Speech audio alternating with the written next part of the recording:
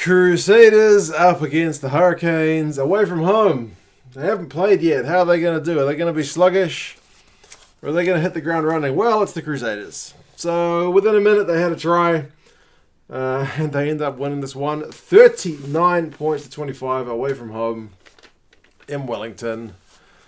Any doubts people had about the Crusaders kind of being up for this, in form for this, pretty much within a minute they were dispelled. And if you were still doubtful, didn't take long to get their second one either. So yeah, man, pretty good result. I was a little bit disappointed by the crowd, to be honest. I haven't seen what the final numbers were, but it didn't seem that well attended.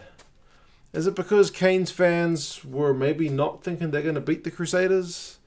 Because maybe the last week's result was a bit of a dampener on it, losing to the Blues? No Bodie, no Geordie playing. I don't know. I don't know what the numbers were. Like I said, maybe it wasn't that bad, but I think the Highlanders crowd was pretty good for their game.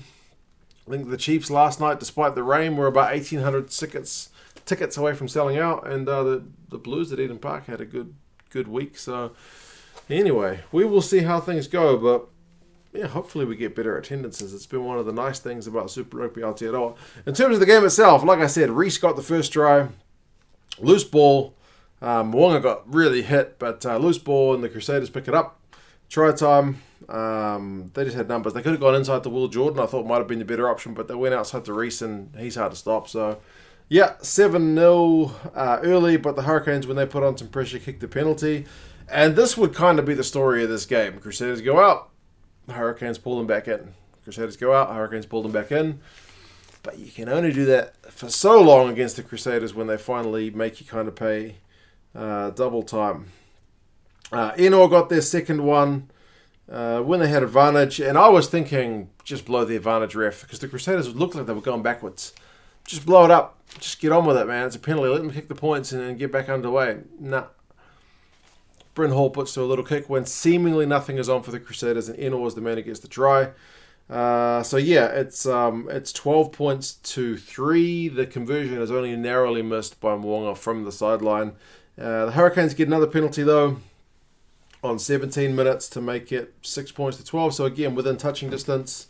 And when they exit from their own 22, they actually looked like a bit at 6s and 7s at times. The Canes, I think they got charged down in their own 22. Then they managed to run it out. It was a bit of a bizarre one. Perenara went off after 22 minutes, but it seems like that was just for a concussion check, and he ended up passing it, but he didn't come back for about 12 minutes, so it was a bit longer than we would have liked. 28 minutes, the Hurricanes go through phases again, but again unable to convert with a try, only a penalty, but 9-12, and it's, it's only a 3-point game, man, despite the fact that there's 2 tries to 0. 30 minutes, then Jackson Garden-Bishop gets a drop goal to bring the scores level. It's 12 apiece. They had advantage. They were going through some phases, and he just thought, bugger it, I'll take the droppie. And fair enough. We've seen a few droppies in Super Rugby Aotearoa, which is maybe like the thing that generally Kiwis kind of look down their nose against people who take drop goals. But maybe ever since that loss to South Africa down in Wellington, we've kind of realised that that's still a part of the game you need to be able to do. There's situations that need it. So it's good to see the guys executing that kind of thing. 30 or 31 minutes, Goodhue gets his try. And it's pretty much straight after that drop goal. They take a quick kick-off to the Crusaders. The Hurricanes guys don't even really quite seem to be ready for it. They're unable to clear, and when the Crusaders put it back down their end, they regather the ball. Who was it? It was Moody to Jordan to Goodhue, and it's try time. So yeah, man, the Crusaders just you can't relax on them even for a minute. They will just punish you for it every time. Crusaders though did go for a yellow card warning on like 34 minutes for conceding too many penalties, and the penalty count was high for the Crusaders. It's something they've kind of had a thing with in recent years, and both sides missed penalties before halftime. So halftime, it's it's mostly the Crusaders under the pump in terms of possession and territory, but you wouldn't feel that way when you watch the game. Like 60% territory Hurricanes, 62% possession Hurricanes. Hurricanes 260 run meters to Crusaders 181, but the Crusaders would just strike clinically when they needed to. They didn't need to kind of go phase after phase.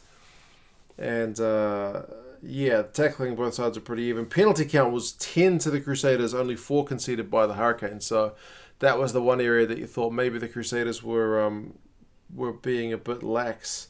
And Goodhue in the early second half did get yellow carded. He was offside. It was a continuation of the warning, so he goes off for 10 minutes. And you're thinking this is a chance for the Hurricanes to strike. They need to do what the Chiefs couldn't do the night before, and they need to really make the Crusaders pay with this man advantage. And they started off with a penalty because it's a shot right out in front from the yellow card. So Jackson Garden-Bishop kicks it to make it 19 points to 18. So halftime score is 15-19, I forgot to mention, so pretty tight. And he makes it even tighter with that penalty. 18 points to 19, yellow cards 3-0. But then, just as the Crusaders are starting to seem a bit under pressure, the Hurricanes are starting to put them under the pump. There's a kick through, and Sam Whitelock gets tripped up by Vaea Fafita. I only saw a wide angle of it, but it looked like he stuck his foot out to trip him. Whitelock went down like a ton of bricks, and he was looking at the ref, asking, whoa, what's happened here? And sure enough, the ref gave him a penalty. But Fafita, what are you doing, man?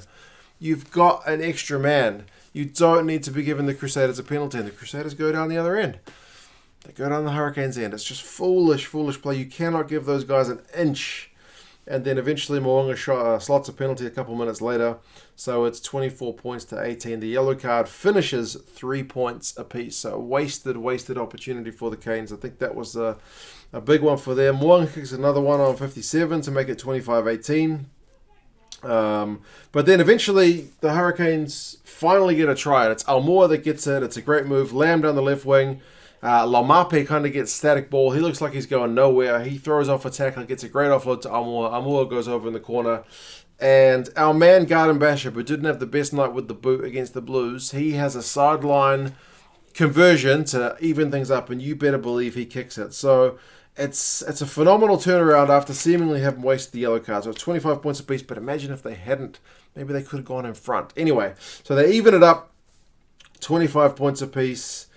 But then that maybe just turns the screw again on the Crusaders to take it up another gear, because Perenara gets a defensive intercept to probably save 7 points. I think Will Jordan would have gone through to score a try if Perenara didn't read that one.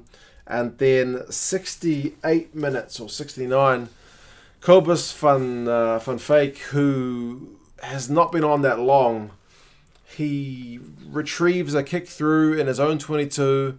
He's under pressure. He doesn't have time to kick it. And instead of just running it out, taking the safe option and making the Crusaders work for it, he flicks it back in the field of play. It goes to the Crusaders, and they end up scoring with the Mo'unga. It's an absolutely hurt yourself moment, man. Like banging your head against the wall. Like, what do you do? You've fought that hard to get back into the game, and then you just gift them a try. Again, you can't gift the Crusaders anything. Silly trip, silly pass, man. You can't do that. But they did it.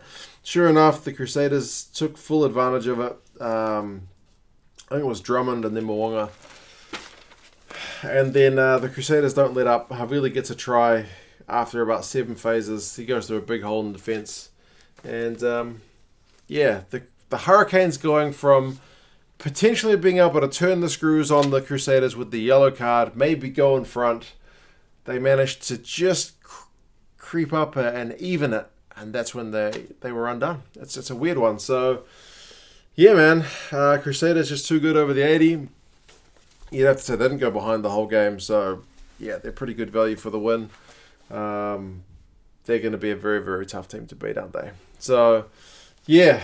39 points to 25. 1, 2, 3, 4, 5 tries to 1. It's